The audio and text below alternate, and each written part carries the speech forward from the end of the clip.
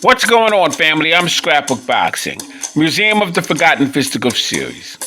I'm going to continue to examine 100 years of the greatest 150 black fighters of all times.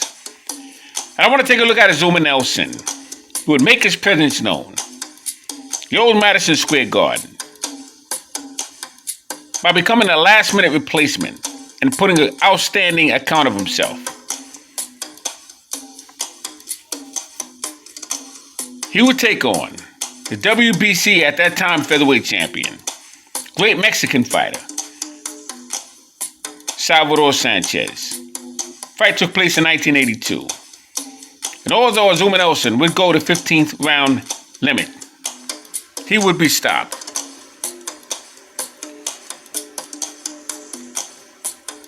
He had too much heart for his own good. He was a young man, driving at an opportunity that many would never receive.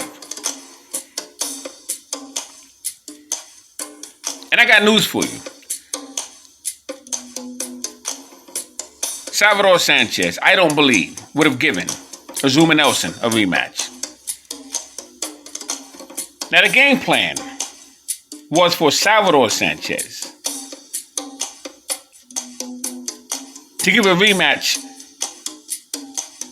to Puerto Rican's own Wilfredo Gomez, who, by the way, I was at that fight with Gomez and Sanchez in 1981. That fight took place in Las Vegas, Nevada. What a hell of a fight that was. And Sanchez would knock out Gomez in 8 rounds. He would have the battle of the bands. Oh boy. I was just 2 rows back in that fight, sitting right behind Larry Holmes. And I will never forget that evening. So I knew who Sanchez was.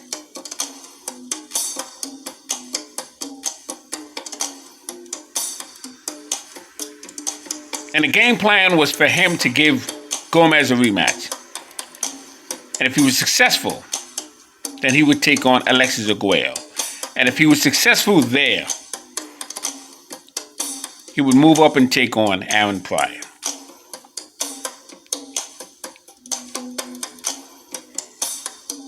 But he would unfortunately die in an automobile accident. R.I.P. to the great Salvador Sanchez. But Azumah Nelson would flatten Wilfredo Gomez in 11 rounds to become the WBC featherweight champion. Fought him in San Juan, December 1994. 1978, he would become the Commonwealth featherweight champion and earn a gold medal at the Commonwealth Games. 1988, he would defeat Mario Martinez for the WBC Super Featherweight title. We lose that title. 1994. The Jesse James Leija, but he would regain it from Gabriel Ruelas. 1995. Now he would take on Australian's Jeff Finette in Las Vegas, Nevada, June of 91. And he would have a rematch with him in Melbourne, Australia. He would outclass Jeff Finette.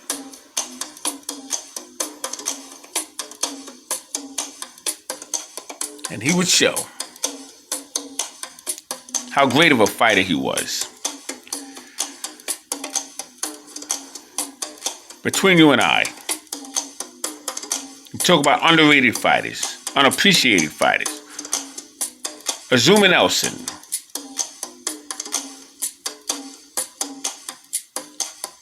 was that very existing fighter. He belongs on this list of 100 years of the greatest 150 black fighters of all times. Shout out and salute to the great Azumah Nelson. He would become a Hall of Famer. I met Azumah Nelson Took pictures with him, autographs, the whole thing. He was just as humble outside of the ring as he was inside. I was at the fight when he took on Pernell Sweepy Whitaker for his lightweight crown. He had Buffalo Martin, R.I.P. to him, in the corner. And he was very frustrated.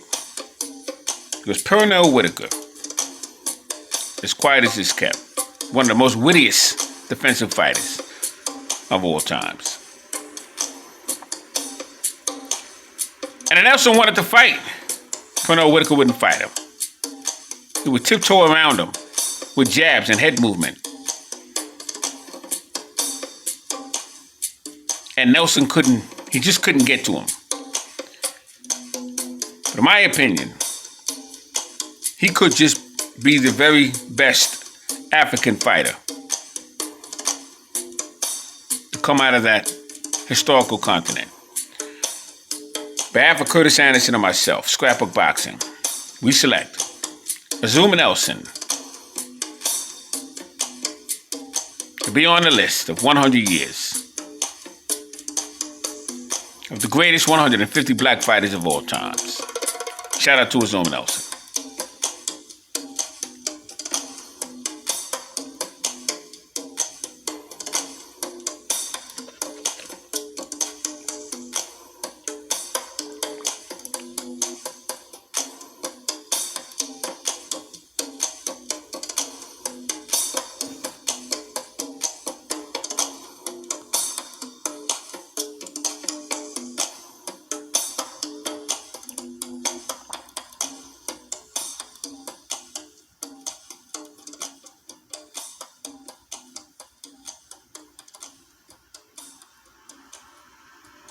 Champion of the world, Professor Azumah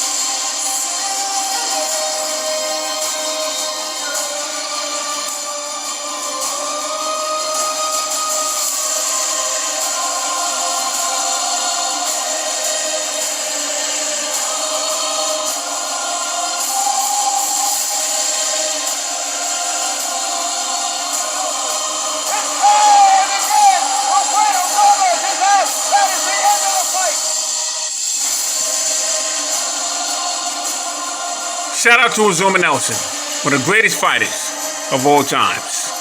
No question about it.